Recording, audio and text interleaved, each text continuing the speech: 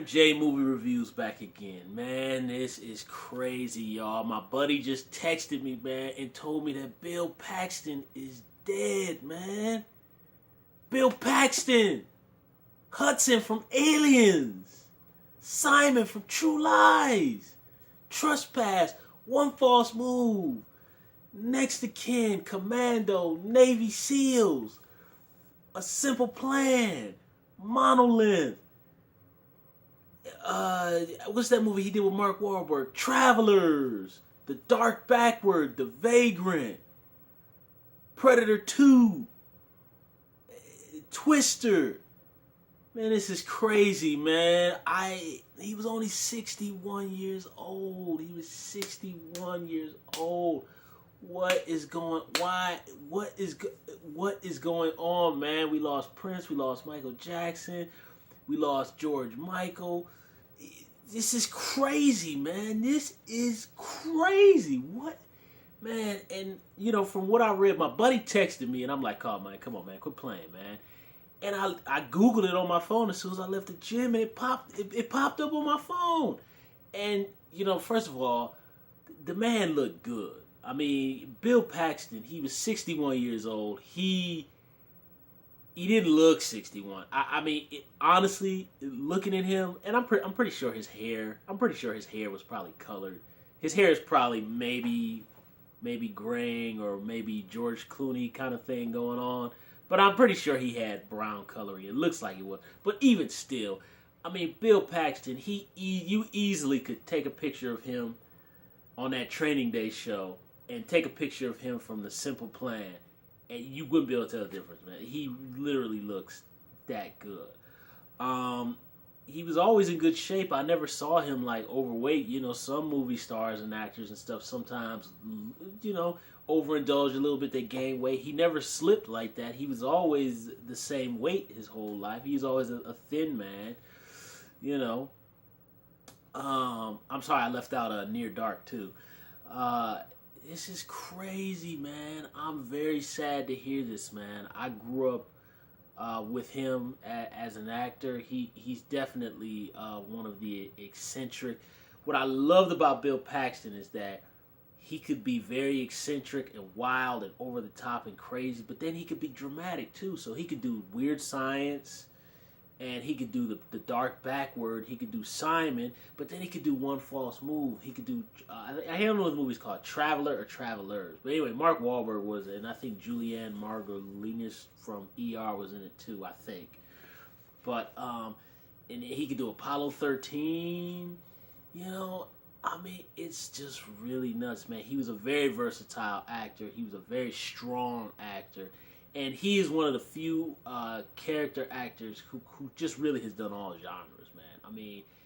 Like I said, Near Dark, horror movie, kind of a Western horror movie. Then he did The Vagrant, that's kind of a satirical horror film, mind screw with you kind of movie. The movie's a trip, man. If y'all haven't seen it, check that out. That movie's crazy, man. Really weird and disturbing. I think it's from 1991 or 92. I remember seeing the cover at Video Town. It was a local video store back home, but it was called Video Town. And I remember seeing that cover with Bill Paxton, and some creepy guy in the background. I was like, what the hell is that? It's a weird movie. Check it out. But, and then to do One False Move, that review is up on my channel, which Billy Bob Thornton wrote that. Carl Franklin, black film director, who directed Devil in the Blue Dress, directed that film. Very intense drama. It was part of that whole independent craze of the early 90s. It's a fantastic movie. I love that movie. Very intense, uncomfortable film, but very well done. I love One False Move. He was phenomenal, man. He was very, very phenomenal. And then to have a goofy, whacked out performance like Weird Science. And even his brief scenes in and that's kind of what I like about his role as Hudson, Alien, is how he's kind of blended kind of elements of his kooky Weird Science role, but then a little bit of the drama that he could play. He kind of blended it together. It was really cool. Why'd you put her in charge? You know, those things are gonna come in here just like they did before. I mean, man, I am very, very, very sad to hear that Bill Paxton has passed away. And you know what? When you're dealing with stuff with the heart, you can go that quick, man. It's scary and it's frightening, but you can go like that. You really can. And especially, who knows what kind of surgery he was having done with his heart, but if he was actually, you got to think, they're cutting you open and going in to your heart. And, you know, the body is not used to being done that to. You know, it's miraculous when people survive heart surgeries and get heart transplants. It's amazing. I've seen it up close. It's amazing to see. But end of the day, the body is not meant to be opened up and done with. That's a man-made thing. And unfortunately, you know, when heart surgeries are done, you're taking a gamble. You know, yeah, the doctors got all their training and they know the books and ins and outs, but at the end of the day, after they take that cut and go in, it's Russian roulette. Anything could happen. Yeah, we know the probability and the statistical analysis and all the data and the facts. We know all of that, but at the end of the day, for each person, after you go in, it's up in the air. Anything could happen. Those are the risks when you deal with heart surgeries and